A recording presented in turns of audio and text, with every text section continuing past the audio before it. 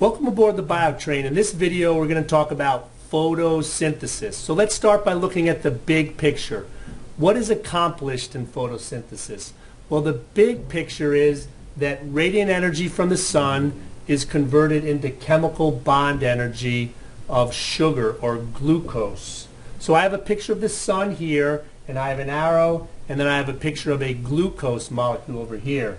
And this is basically what is accomplished during the process of photosynthesis, and we'll talk about why that's important later on.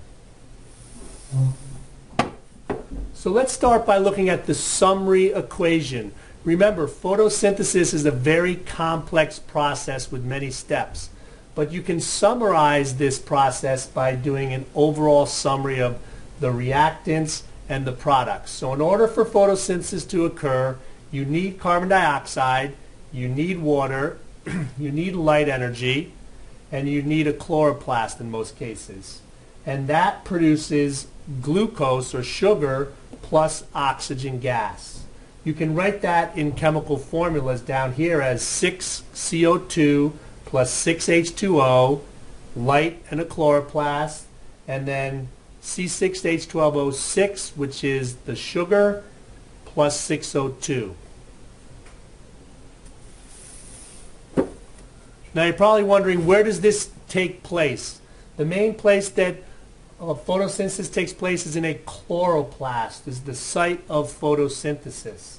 And a chloroplast is a very complex double membrane organelle found in the cytoplasm of plant cells. And it has an outer membrane and a very complex inner membrane structure. That inner membrane structure has these little sacs called thylakoids, and a group of thylakoids stacked together is called a granum. And then there's spaces in between those granum, that's called the stroma. And that's going to be important because there's two main types of reactions in photosynthesis, and they take place in different parts of the chloroplasts. So let's look at those two main parts. This is a very complex process, but you can break them down into two main parts. The first one is the light-dependent reactions. This takes place in the thylakoid membranes of the chloroplast. It requires sunlight. It involves chlorophyll, which is the photosynthetic pigment, and it produces high-energy molecules ATP and NADPH. Now these high-energy molecules are important in the second part, the Calvin cycle, which uses these high-energy molecules to make glucose. And this takes place in the stroma of the chloroplast. So let's look closely at glucose for a second, because this is really the main product that is important in this process.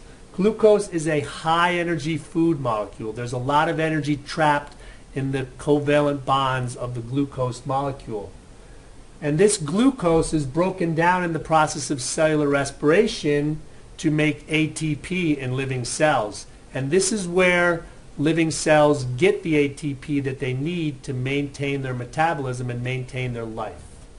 So remember, one thing about this is plants do both photosynthesis to produce the glucose, and then they also do cellular respiration to release the energy in glucose, just like other cells do.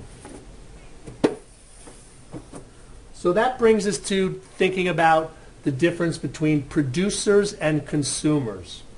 Consumers would not exist without producers, so you need to think about that. Consumers need to take in high energy molecules that already exist in the environment, and those molecules exist in the environment because of the producers. So all life requires the chemical bond energy in glucose made by photosynthesis to stay alive. So if you think about that, consumers cannot exist without producers performing this important role of capturing radiant energy and converting it to chemical bond energy. I hope that was helpful.